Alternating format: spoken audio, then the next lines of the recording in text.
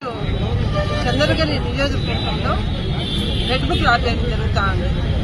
ఎటువంటి తప్పు చేయలేదు, ఎటువంటి అసలు ఆలోచనే లేని మా ఫ్యామిలీ పైన లేని నిందలు వేసి జైల్లో పెట్టడం చాలా బాధకరం. ఇలాంటి సంస్కృతి మనకు చంద్రగిరి ఇంతవరకు లేదు. ఇంతకుముందు 10 ఏళ్లు మేము కూడా పరిపాలించాం. ఏ రోజు కానీ ఒక్క మనిషిని అరెస్ట్ చేసి నిందించింటే మేము ఏ శిక్షకైనా మేము రెడీ. కానీ ఈ రోజు మమ్మల్ని ఎంత ఇబ్బంది పెట్టిస్తున్నారంటే, ఏ రోజు ఈది లేఖన అనే ఆడబిడ్డలం ఈరోజు ఇంతగా వచ్చి ఈది లేఖ వినిపిస్తున్నామంటే ఎలా ఉంది ఈ పరిపాలన అనేది వాళ్ళు గ్రహించాలి.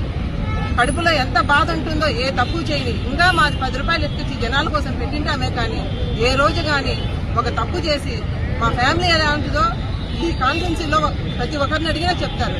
కానీ ధర్మం లేకుండా పరిపాలన చేయకూడదని చంద్రబాబు నాయుడు గారికి విజ్ఞప్తి చేస్తున్నాను.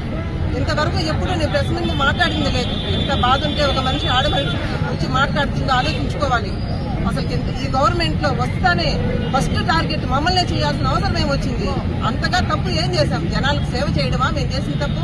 ఒకసారి ఆలోచించుకోవాలి. ఏం చేస్తున్నాం? ఏ మనిషి పైన నింద వేస్తున్నాం? ఒక బిడ్డను చూడట్లేదు, భర్తను చూడట్లేదు, ఫ్యామిలీని చూడట్లేదు.